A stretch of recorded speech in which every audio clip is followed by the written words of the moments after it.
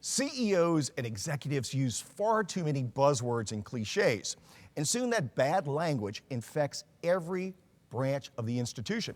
So when the International Association of Business Communicators asked me to do a presentation called "Don't Say That, Say This," I went to you, the members around the world, and I asked you to tell me the cliches that you hear where you work that you absolutely hate the most.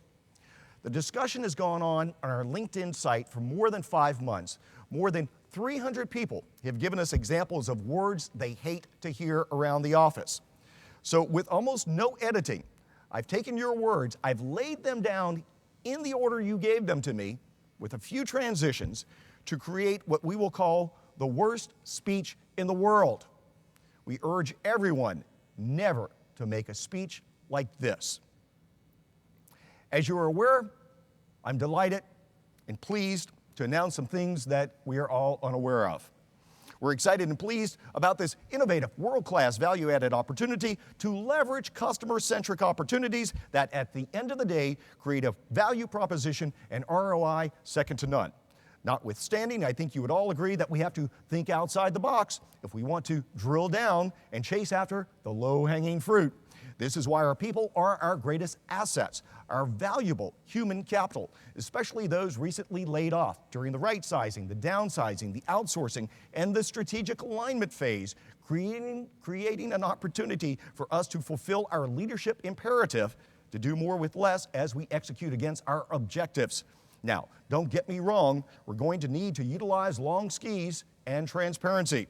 Our value-added shareholders expect us to offer them an open kimono. Basically, this will be an iconic strategic initiative that allows us to productionize and incentivize value-added commodities. Let me be clear, clearly we will need to expand bandwidth so we can dive deep and ramp up and adjust to the moving targets associated with our strategic objectives. There are no dumb ideas, there are no dumb questions. It may be a dicey situation, but we need each of you to think laterally and pick each other's brains. If you get a brain fart, run it up the flagpole, circle back, and make sure it's implemented in a cost-effective manner consistent with our mandate to implement against our objectives.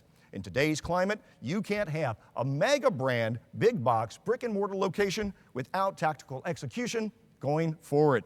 Quick wins are quick wins, but long-term gains are long-term gains, irregardless of the potential for sustainability. One doesn't pursue a blue ocean strategy without the goal of getting a leg up on the competition. That would be like drinking our own Kool-Aid from our own fire hose. Our next breakout requires each of you to facilitate, coordinate, and expedite each aspect of our projected paradigm shift. We must be willing to lean forward and buy into the mission-critical, turnkey aspects of our shovel-ready agenda. In life, there are teachable moments that require each of us to circle the wagons.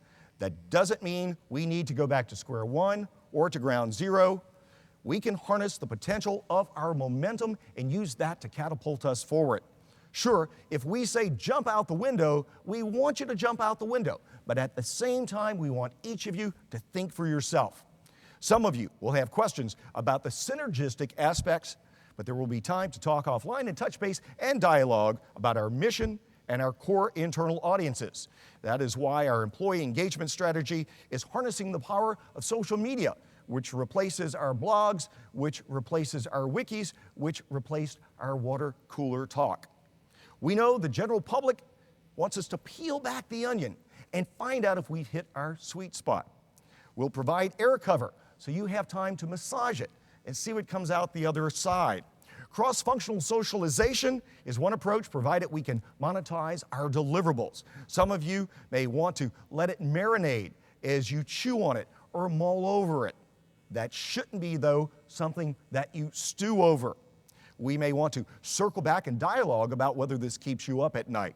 That would be my ask. And of course, we need to complete this task before any of you holiday. We think our new initiatives may optimize our execution, resulting in a game changer. We will want to engage all employees and blue sky this so everyone has visibility.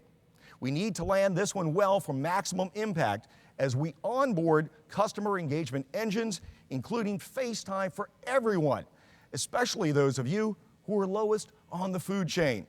With that said, in the past, we have spent too much time trying to herd cats and try to fit a square peg into a round hole, which does nothing to help us break the silos. In the C-suite, we don't offer seats at the table or a place under the tent to those who are not ready to support our blueprint for change by erecting pillars that allow us to run plays and roll down efforts to eradicate flight risk. If we noodle over our touch points from 40,000 feet, it will incentivize us to get our arms around the scaling that will put us on the same page so we are fully bright. If we're going to be on the same team, we need to harness the power of our associates and level the playing field by walking the walk and talking the talk. Our go-to must be more than a single belly button tin cupping our units. Tension in the system is only achieved when we go beyond sucking the marrow out of each of our robust assets.